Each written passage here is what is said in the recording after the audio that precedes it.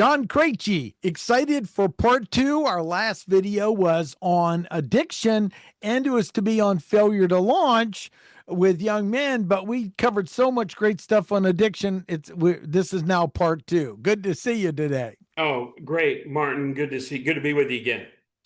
And what we talked about is kind of contrasting my new book, Taboo, The Lost Codes of Men, which to me is core to understanding the failure to launch.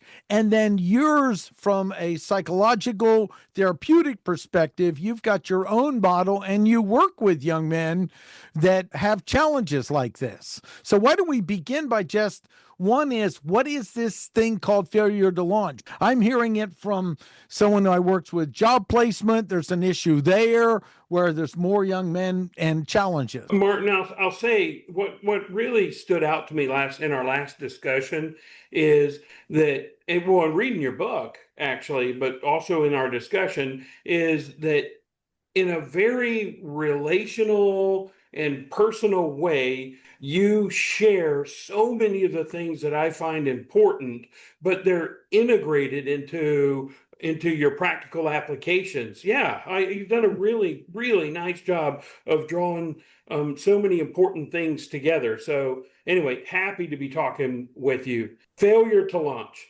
As a therapist, I just had an introductory call with someone, referral source, and I work with trauma, addiction, and failure to launch. And I see those three as interrelated, that people go through experiences that leave them vulnerable to incidences that can become trauma. And, sometimes that word's overused, but the core dynamics that interfere with someone adapting and being resilient and learning and growing versus shrinking. And those situations can tend to lead to someone to be predisposed to addiction. And trauma and addiction are often factors in someone failing to launch. In each of those cases, there can be biological things that happen. There can be incidents that come up. It can be just the way their core relationships at home have played out. The thing that ties them together to me is that the failure to adapt and the failure to grow in response to difficult circumstances. Yeah.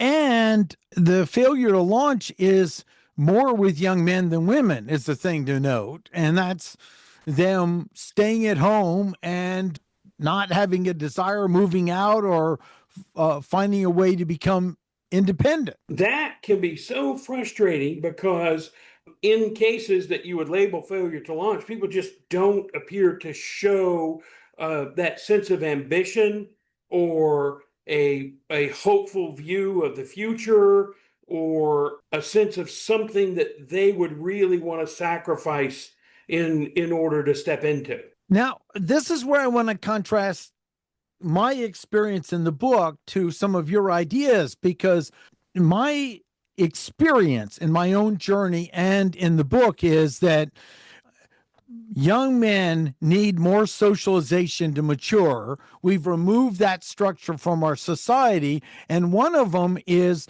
that the young male needs to be removed from the bonds of the mother at some point to start maturing. So it's not a calm experience for most of us. It's a jarring experience. Yeah. Wow.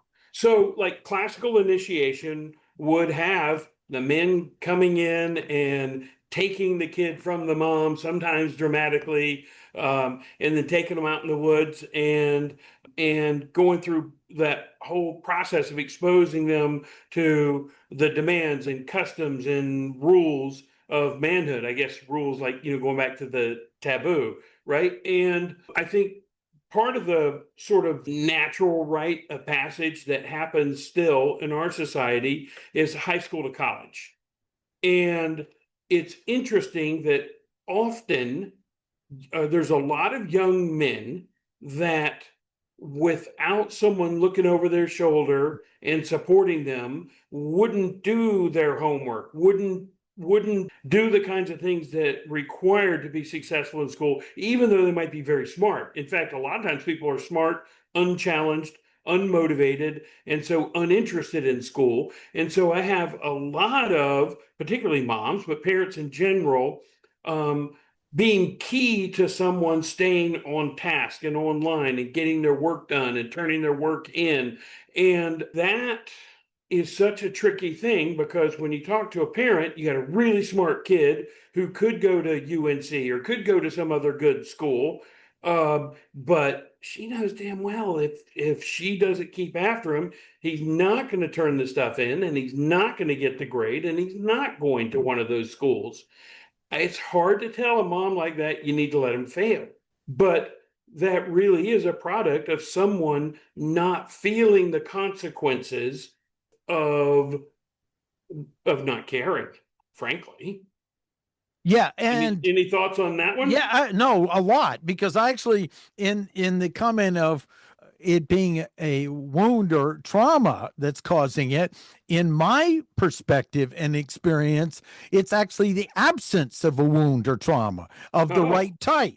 So that's why I wanted to have this conversation, because if you do a little study on the rites of passage, it's known that often the mothers would be in cooperation and acting horrified or upset or terrified or torn away as the son's taken into the tribe to find his place with honorings and challenges his place among other men. And if that tear doesn't occur, it doesn't occur. That's the key experience I had. I want to tell you something interesting, because I had great parents, but so something really interesting happened when, in my experience, when after I did the first men's kind of initiation weekend, which was actually Sterling's years ago, yeah. Valentine showed up. And I got a call after Valentine's, and my mother burst in tears and was really upset. And I wondered why. And she said, "You didn't send me flowers." Now, you need to really sink this in.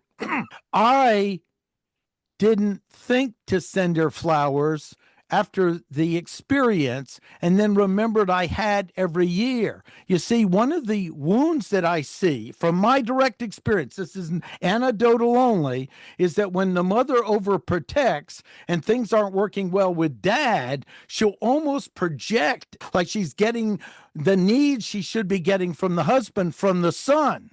That creates another layer of wounds.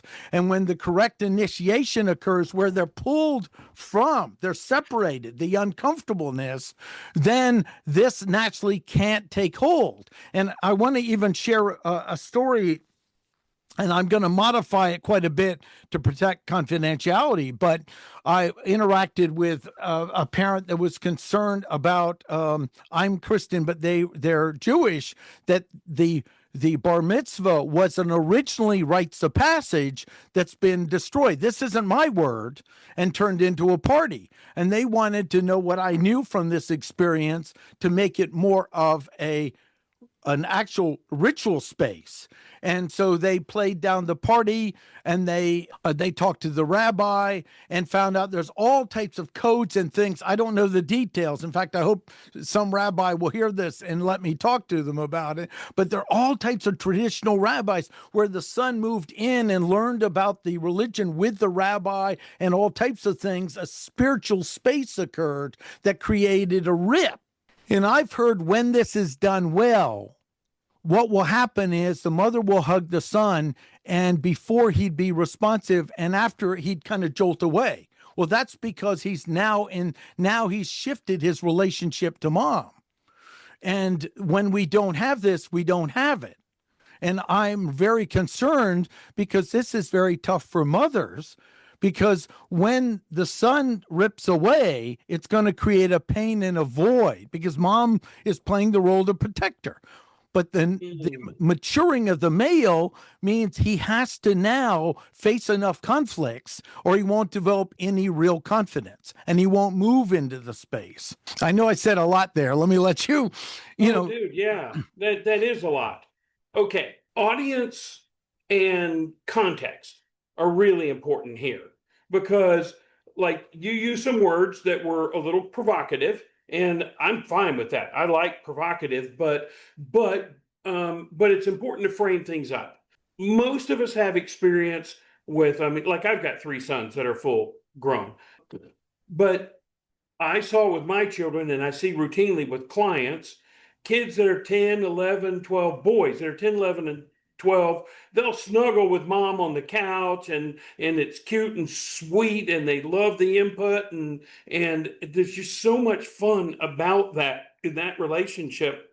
And then the kid turns 13, 14, and he's pushing it away, except when he's not. So moms will get a mixed message of that sweetness, that cuteness, that fun, that openness that their boy had, and still needs sometimes, but without much consistency or warning, push it away. Part of that pushing away that a boy does is that desire to connect with peers, a desire to move in the world, a desire to be seen as independent. And so then it gets tricky. In the dramatized kinds of versions of initiation, the tooth knocked out, the branding, having to go kill a bear or a lion, that kind of stuff, that's more rare. And that's a heck of a challenge. But there was some ritual scarring, something that said, hey, you've been through something that differentiates you.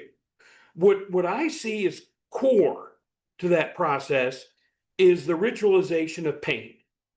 And let me context that really quickly. I think the core thing I'd want to say is that every pain becomes a gift as you face it. And if you're a young person, you're seeking pleasure and avoiding pain. You're dependent. You're pulling back from challenge and opportunity. And so I think the price of adulthood is discipline. You have to be willing to forego some pleasure and endure some pain for tomorrow to be better than today. And if you can't hold a job if you can't actually adopt that perspective. But it's not a little boy's view of the world. A boy that's being nurtured by mom with all the sweetness. And so that classic ripping away from that is the ritualization or people telling the story, the dramatic story of a process where someone learns to face pain as an integral part of becoming independent, as becoming an adult. Absolutely. And I'm aware that these are engaging words, but I actually think we have a catastrophic crisis in our culture where we're going to have to face uncomfortable words to save our sons, basically. Let's start with. Okay. And let's go back to Robert Bly's Iron John, which someone hasn't read it. I still recommend it. It's an excellent book. One of the points he says is at one point, the boy has to steal a key from under his mother's pillow, and that doesn't sound nice. Okay. Right. And here's the piece to understand is from the mother's perspective, it's going to feel like a tearing away. So I want to have compassion for that. But when she understands the components needed for her son to mature, because we aren't even talking about them. That's why I have the whole model in this book, and it's not one size fits all, but you'll know when you read it if it fits. And when we don't have the conversation of the socialization needed to mature sons, she doesn't even know it is an option for her to stand in that space of this is uncomfortable, but this is best for my son, which I say both mothers and fathers who care are able to do that are healthy. Because we aren't having that conversation, and because they aren't allowed to fail enough in ways that they have a pull apart, then what's going to happen is the boy will rip away in some ways naturally because he's biochemically changing, but it's different than girls. It's much more extreme for girls going through that time in their teenager than boys. what's going to occur is he's going to be drawn to the group of peers, and it's not necessarily good peers. That's why we have to start working with the community of men. Well, that's all of our responsibility. And I know you well enough, John, that you did everything to create some of this with your sons. I'm sorry, I met them. They're incredible young men for their, their age point and everything else. And it really shows when these processes are in place. And I know it's not perfect, but the piece of it is that's why there are multiple components. That's why we need the mothering in the beginning of the foundation.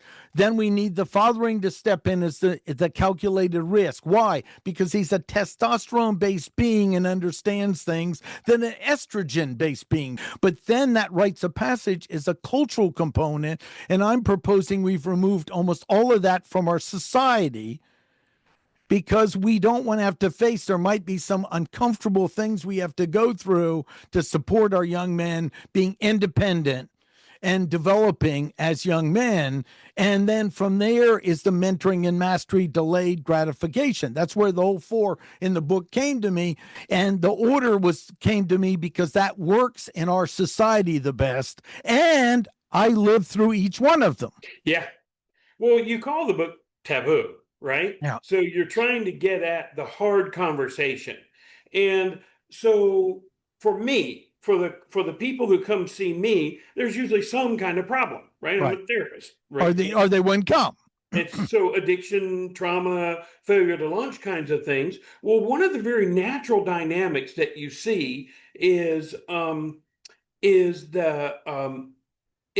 someone who is first exploring independence is usually being rebellious. I don't want to listen to you. I don't have to do what you say. I want to do my own thing is different than I'll take care of it. Let me handle this myself. And so there's usually that rocky transition from dependent, having to be told everything to do, to independence. There's usually this period of rebellion where someone's working out what it really means to own their own drives and their own ideas and their own passion. And that, I see, is where a lot of the taboo language comes in, because a lot of people would rather skip that, but the people I see, they're thrust into it. They find their kid isn't paying attention at school, or worse, is defiant at school or skipping school or doing other kinds of things that are overtly not allowed. And so how do you contain that? Because it isn't just control. There's got to be some recognition of what those drivers are, and helping the young man to recognize those drivers and to focus those or direct those, the sort of use your powers for good, not evil kind of dynamic. And to me, that's a big part of what initiation is. It's modeling that pain and hard work and pain and suffering are part of adulthood, and it's part of the price you pay to be an adult. But what you get for that is independence, respect, mutual respect of peers and others, adventure. That's adventure. That's the call. That's the whole hero's journey that so many movies and even video games are patterned after. That is that call to go do something important, face a dragon, or go like Iron John, go find something worth doing and do it. And that, to me, is the big thing that is missing in failure to launch, is someone having the belief and the hope and the drive to move towards something that really matters. I was thinking of several things with this that I've gotten feedback on, and one is a great example, and I have permission to share this, of my friend's son, and the importance of having consequences that are rock solid. And that's one of the things, versus a consequence where you'll nudge on it. And I will give a specific example. My friend told me his son's going to call me. He was a teenager. He wasn't doing his homework or something else. And he said, if you don't continue, I'm taking your computer, which means games, away until you get this resolved. So he said, watch out for a call. And I got a call from his son, who's really quite an impressive young man now today, to let you know. And it said, Mr. Brossman, can I put my game machine in your garage until I complete the task? And I went, yes, you can. Now, Dad, of course, called me in advance, gave me a heads up. So the game machine was put in the garage. And he says, I've got to do this. I'll call you when I've completed whatever I have to do. And it seemed like several months later. Okay. And then I've got to get this call. He said, I've completed the task, such and such. Can I get my game machine? I said, I need to hear your dad with it, because that was where the agreement was. And of course, I don't remember all the details on this, but I think the dad was on the phone. He said, yes, he completed the task and he got it. And that simple task is often not happening. And the problem and why this is so critical that every mother and father read this is, if you don't address this sooner, it gets harder and harder to address later on. And ultimately, the court systems are now playing the role. Oh, yeah. To me, it's when I see this, we let Johnny have everything. I almost want to say, well, you're training him to be in the court system later on. Because the more they don't set the boundaries, the more they don't create the environment, the discomfort in the initiation, it's like the more I see it gets worse and worse and worse and harder to shift later on. And then you get like a kid will go, well, I'm going to take myself out if I don't get what I want. Well, now you have not addressed it soon enough, because we aren't having these conversations in society. So now it's gotten to the point where I could put myself in my shoe. That's really scary. It's really complicated. And you need probably a team like you and someone else to start addressing it. And I'll add one more, is my concept that I didn't find in research, I found from experience, is what I call the buddy father, because he looks like he's actively involved, but because he's a friend first and father second, it seems to create a wound similar to no father at all. Okay. Background, framework. Kid's born, he cries, mom fixes it.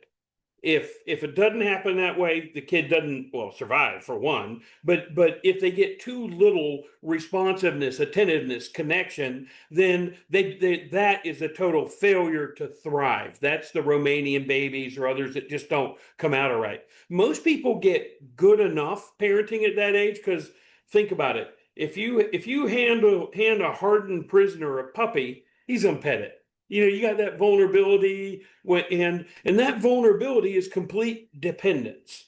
And moms sacrifice completely time, body, sleep, everything to make that baby okay. And then the baby gets older. So he cries, you fix it. When he gets older, he whines and you fix it. And then you try to help them learn to use their words and not to whine. Use your words, honey. And I mean, I don't know about others. That's one of the things I worked hardest on and had some of the least success. But there you are. That whine is still, I'm not okay, and you need to do something about it. And so they get older and start using their words, but it's the same theme. They're like little attorneys. And I'm hungry, which means you need to fix me dinner, or my friends get to do it. It's like all the whiny or manipulative kinds of things that we all go through, but it's still dependent. And it's a statement of, I'm not okay, and someone else needs to do something. It's dependent. I'm sorry, I think I said independent. But so the more advanced version of that dependence is certainly alcohol and drug and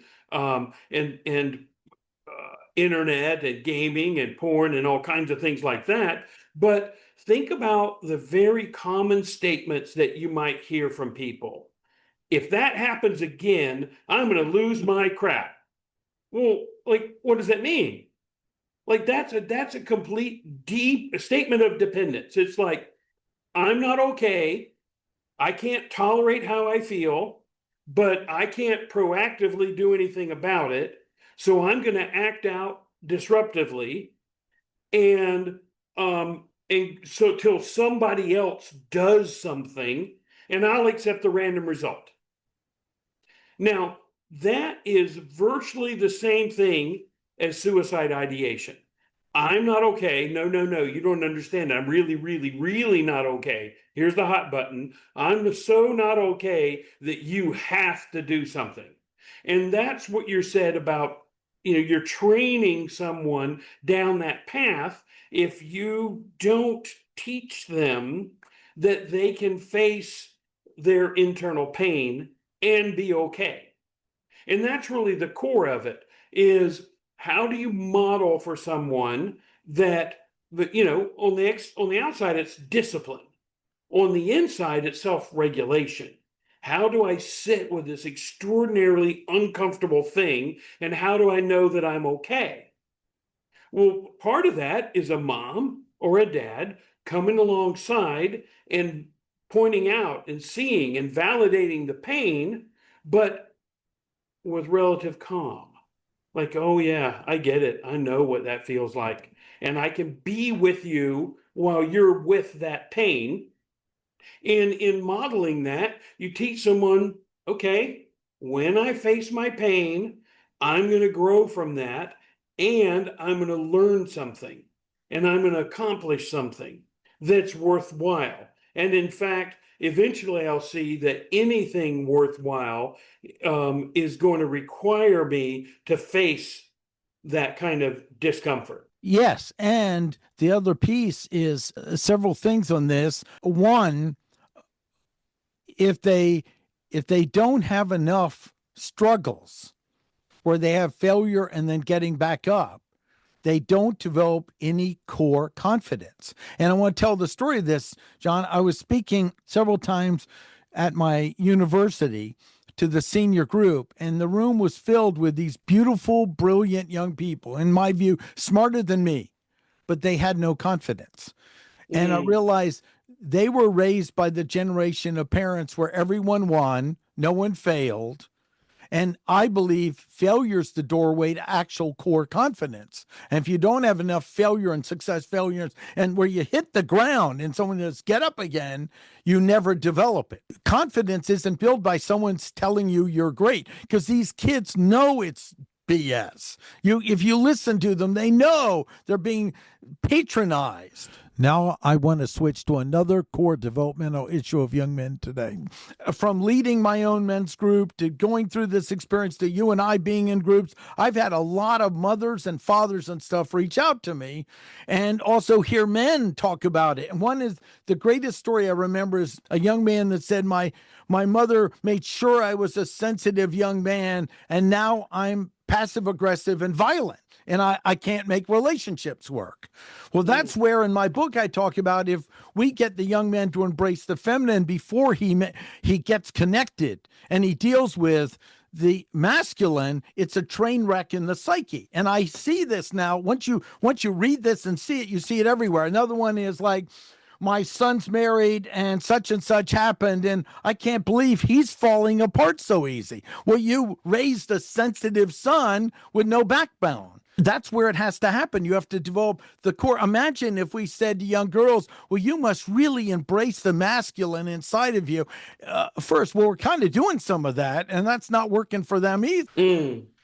So that's why I came up with the metaphor of dance in the book, and why it's useful and people can understand it. So what's happening is I've got bragging about, I've got a very sensitive son. And then of course you talk to the son, he goes, I can't make relationships work. They're a failure. I easily lose my temper. And of course. Well, say more about your dance metaphor. So Because dance to me is the grown-up version of play. Anyway, right, absolutely. And this came to me because I was trying to find a way to explain my own experience and what I had observed directly. And then I took ballroom dancing. And I do want to say I'm off the charts dyslexic and ADD. So the idea of dance successful didn't work. There's a good story. I have a long story on that of massive humiliation of dancing and people making fun of me. Okay. And then I took it on as a task to learn. And I thought, well, what's the essence of dance is like ballroom dancing. In fact, I know the teacher. She has a copy of the book. She's reading it, and I was learning it. And she said, while we were practicing, she said, "Are you faking?" And I said, "If I were faking, I'd look better. I'm dyslexic. I'm completely lost." And she and I laughed, and we had a great bond. But the metaphor is in the formal dance, there are two roles. And the masculine role is to hold the frame, but not hold it like this, to hold the frame with an elegance and a strength. And that allows the feminine to embellish and enjoy and experience things that would be dangerous otherwise. So what does this mean in the psyche is when I had made myself into what I kind of call a snag, a sensitive new age guy, it's sort of like if women were honest, they'd go, "You're everything I think I want, and I want to claw your eyes out." Why? Because imagine in the formal dance, the feminine role, imagine if the masculine is like this in the formal dance, it's not even safe for the feminine.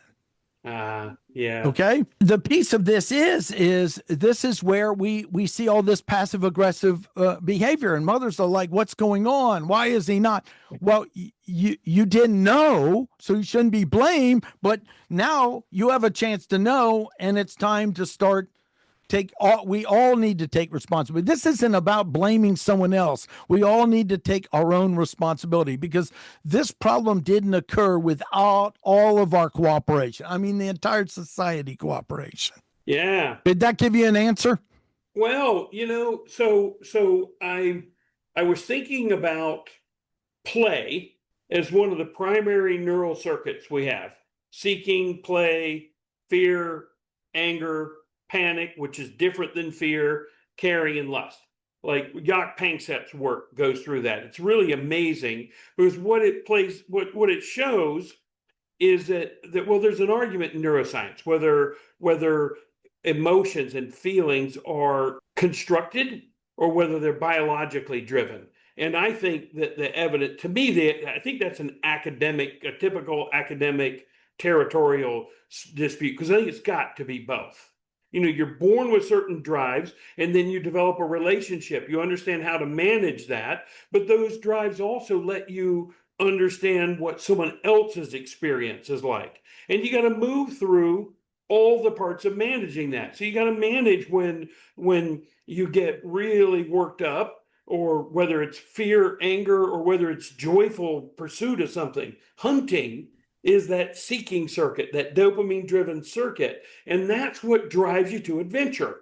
Well, when you're a kid, adventure is play. And there's a lot of research on rough and tumble play. And they literally call it that, rough and tumble play. And it's important for a child to really come into a possession of their own body and their own frame and their physicality and all the somatic connections that you want for someone. And like, God, I was so heady most of my life. And I think that rough and tumble play is particularly with a parent when they're really young, and then with peers and siblings and peers, et cetera, when they get older, it helps someone with their psychological bent, but it also helps them see where the limits are, how far I can push. When is rough and tumble play actually injuring or hurting someone? When am I gone too far? When do I hurt myself? And I think that those kinds of skills are what lead into someone being able to dance, and I mean physically dance, but also metaphorically dance, do the dance of relationship and the dance with power and authority and the give and take that's required. I think that embodied part is just essential. And okay, you're smiling, so you must have some thoughts on that. That popped in my head when I was learning to dance. I got a partner, and my dance instructor laughed so hard when I told her this. And it was this woman who says, "I always lead, and I'm in charge." And I was supposed to lead. And I said, I got to do something, because I'm going to be dragging this woman around the room for whatever time period before I get to switch partners. And I said to her, And as you know, the greatest leaders can also follow. And it was like a pattern interrupt. and and I got to at least lead for a little while before she figured out what occurred. But that's why I was laughing, because I think you're dead on of importance, because I think also in maturing is having play, which is a little bit different as an adult, but it's also important for creativity. It's almost the importance of being able to laugh at oneself. Yes, And you find some of the absolutely. wisest people have this ability to laugh at themselves. It's like if you take yourself too serious, then everything becomes meaningless. So it's sort of like holding on with significance, but not so tight you can't laugh at it. And that's what I've experienced. And I remember the great book, Viktor Frankl's book, Man's Search for Meaning. And one of the things that in that book came up is, I'm paraphrasing, of course, that when he a joke was being able to make or something humorous occurred in this horrible situation, he kind of had a sense maybe there's a chance of survival. That we also need to develop that ability to laugh at ourselves, and without it, we are brittle. And an example I think of, John, is people that I've heard work with at-risk young men, and they'll have them insult them and they'll make no response, because in that very tough world, an insult means you must lash out, and they won't respond. And what's interesting is time and growing up in DC, I was called kind of a racial slur for being Caucasian. I won't use it, but but it meant nothing to me. So when they called me this, I just kind of smile. And I had a weird sense of it almost disarmed them.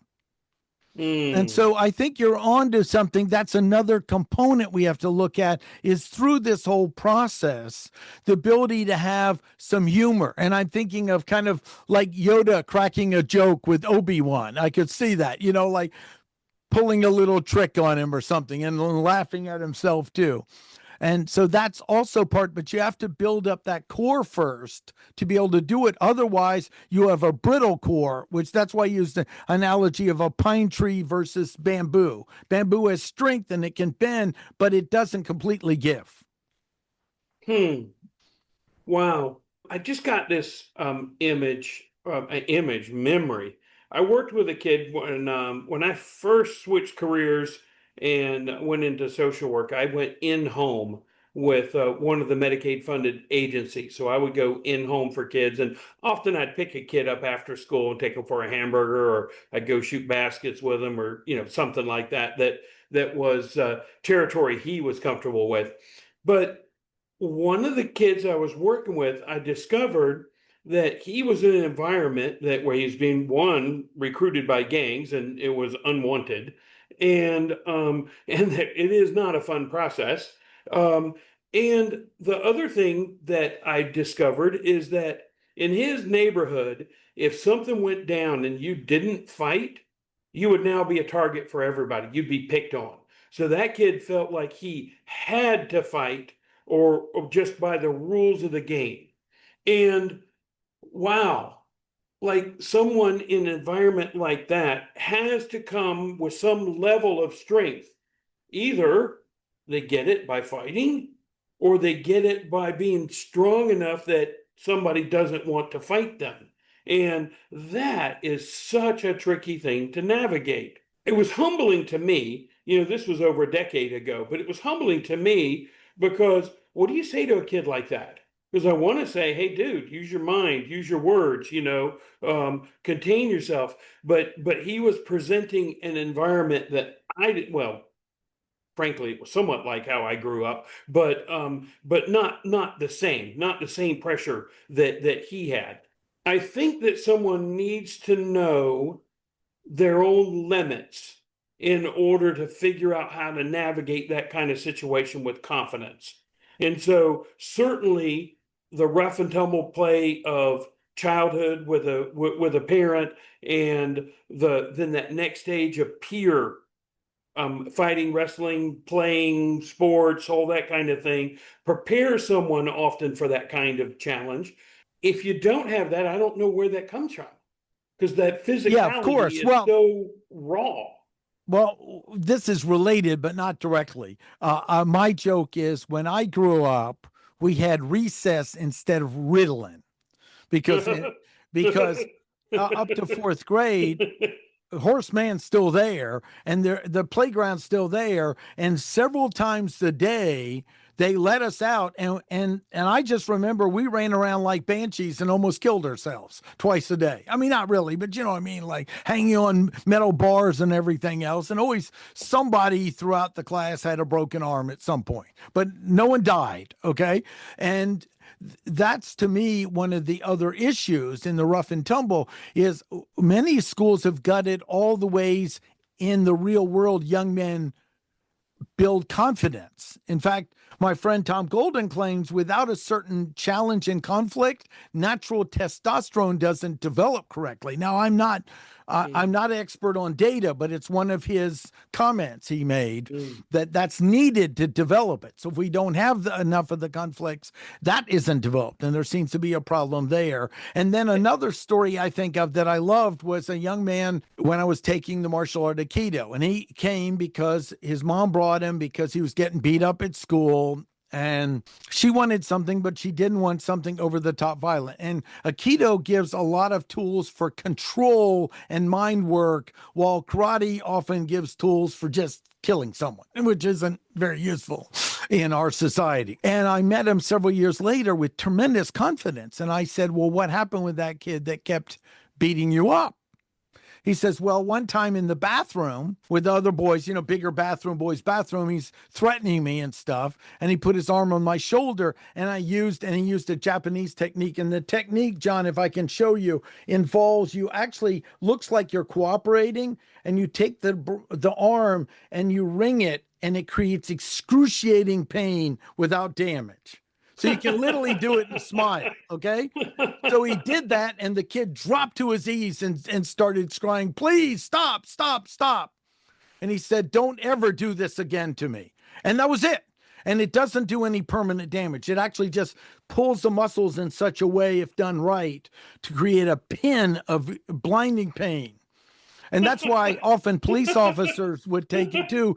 But highway patrol guy asked, why do you take the martial art Aikido? He goes, because having 3 ways to kill someone from karate is not useful on the road, but having a way to control the situation which doesn't look aggressive is. And he said from that point on, the bully not only never messed with him, he never messed with anyone else. Wow. Now, if getting in touch with your sensitive side, I challenge would never gotten there if that was the first priority. Yeah. So, dude, the whole balance is amazing because most, particularly young men, love stories like that. The victory over the bully, that's a hero's journey. That's oh God, I hope I would be able to respond that way. And most of us have had situations where we've been scared to go to football practice early or stay late because getting jumped and that kind of stuff. And that's a horrible thing to have to walk around being afraid of somebody doing that to you. And yet, what do you do about it? What is there to do about it? So offering someone the kind of skill set to do that is like, well, it can be beautiful. And we're in a funny place in society where it's hard to figure out how to get support for that without crossing over into the toxic the accusations of toxic masculinity and that kind of stuff. Jonathan Haidt is a great author who writes about free range children and a bunch of other things. You know, liberal New York university business schools, I think, where he works, but he writes a bunch of fascinating things in really balanced ways of helping parents figure out how to raise more confident kids. And I really like his work and I like his message. And then more generally, I like the idea of helping someone distinguish between comfort and safety and helping someone push themselves out of the comfort zone and to develop the wisdom to go, when is it something just painful and when is it injury? When is it a worthy challenge, and then when is it risky behavior? And I think that that's a lot like rough and tumble play. You got to move up to that line to start actually learning where the line is. I think of a father letting a kid climb a tree, but stopping him at the level he goes. From that fall, he'll really break something badly, cause Oh more. yeah, yeah, yeah. That's the metaphor I have. And then I've heard John men say, "Well, my wife ruined my son." Okay, and my comment to that is, did you actually stand up for your son truly, or did you Mm. just placate because you're worried it might upset your wife? It doesn't mean you need to be harsh about it. You need to be saying, "Look, honey, right now, I think this is the most important thing, and I'm going to press for this. I'm going to vote for this." You don't have to be a jerk about it, but it's amazing how many times they admit, I didn't. I didn't stand up for my son. I was worried I'd upset her and I wouldn't do something.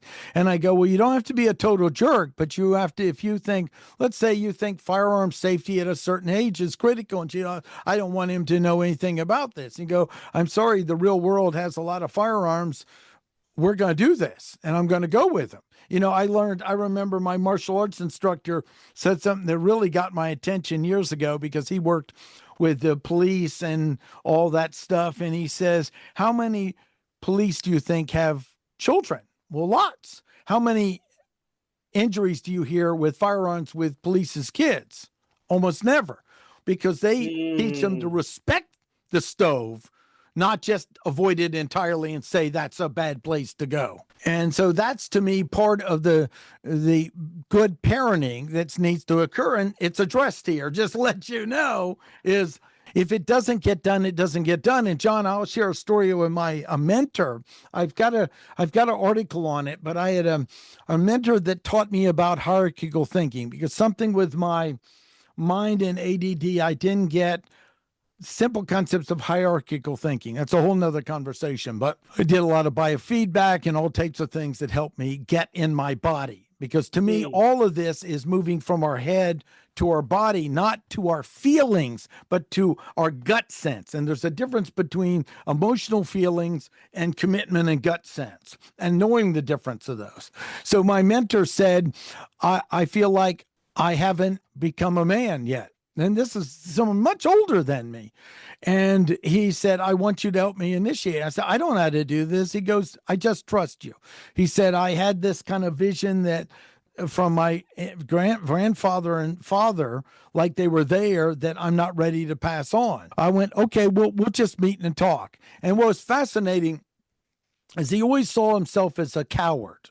And in the military, he chose to be a medic because he was so afraid of dying and violence. He thought, as a medic, I'll be safer there. And then he realized, going into war, that he had to accept it was okay if I live or die to even face it. And all that was, felt like a coward. Okay. Wow. Then I said, well, what did you do? Tell me stories of it. And he said, well, we were on a boat, and the men wanted to leave the boat, and their plan was to rape and pillage, not the enemy, but some of the survivors, that were there. And he Mm. said, if you leave this boat and you are wounded, I will never treat you. And I said, you couldn't get more masculine and fierce than that action. And then we went through and showed how he had really demonstrated courage, but in a different way throughout his life from there. And he said that was incredibly profound. Now, I don't know if I'm open to all possibility, Johns. I don't think there's one way to do this stuff, but I do think this delineates the components.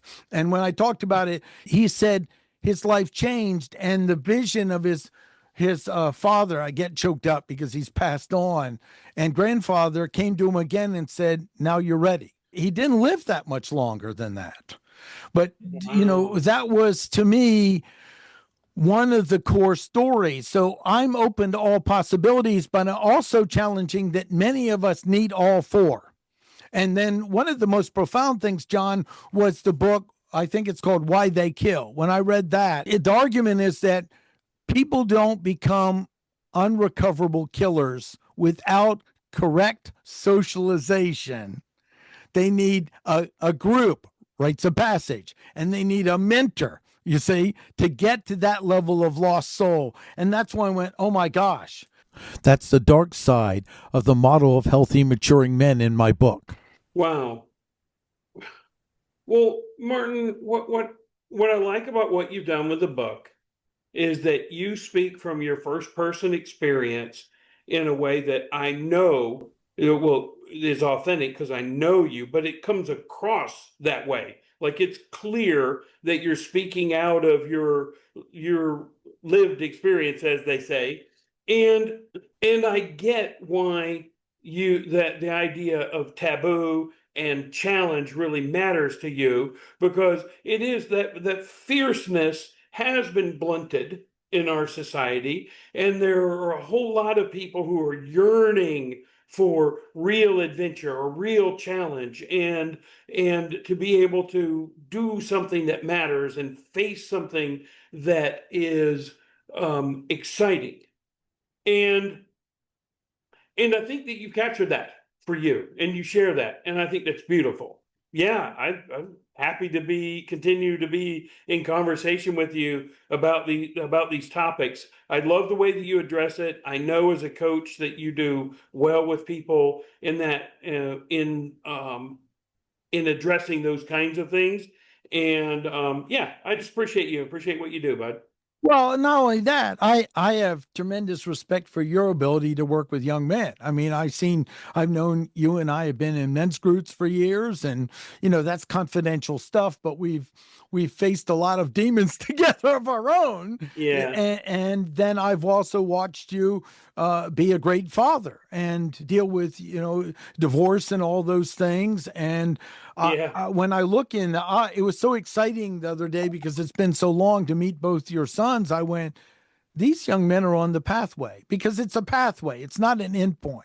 It's a okay. pathway. Let Yeah. me share something with you. So Hmm. you talked about Aikido.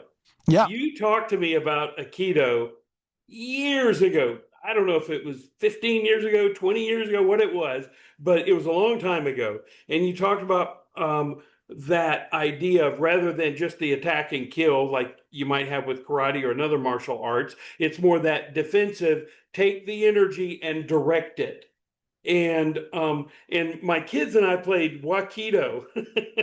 I explained that dynamic to them, and we wrestled in the pool, and we called it Wakido because it was in the water. And my kids still tell stories about doing Wakido.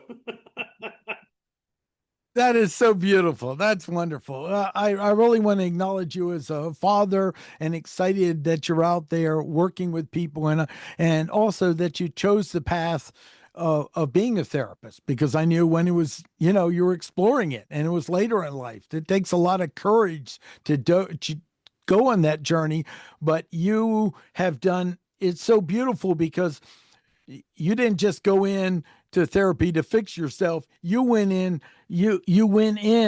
as someone who was working on themselves to start with. Yeah, And as it's a lifelong process. It's never we're never there, but we have made strides. And what's wonderful with my wonderful bride Barbara, she knew me right as I went in the first men's thing early, mm, 97.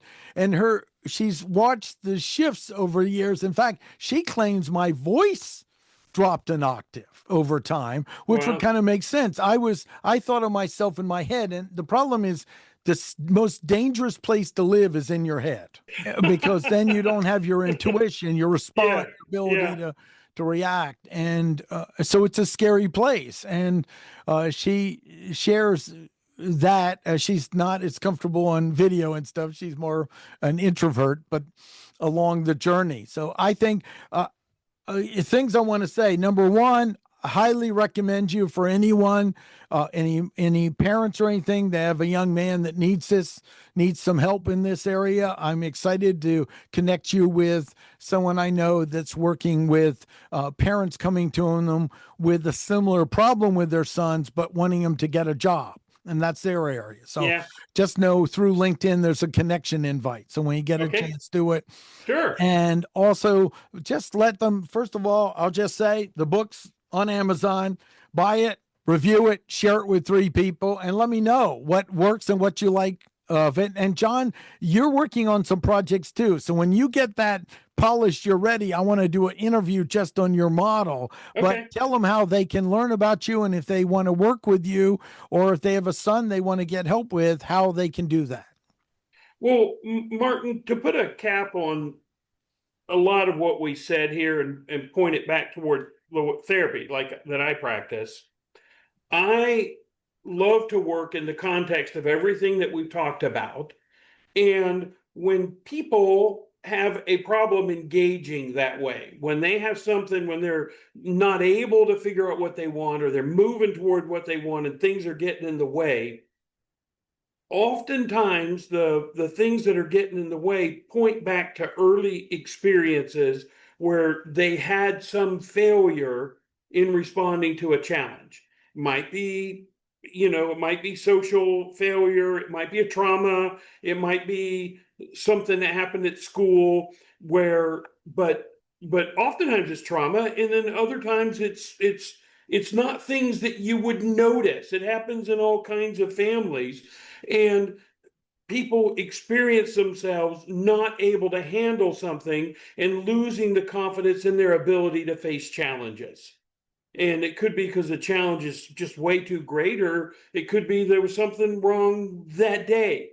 But people internalize those stories, and helping people trace that back and change their relationship to those dynamics. That's to me a big part of what trauma work and work with failure to launch is about. Because most people, there's very few people that can't build a life that they would want to live.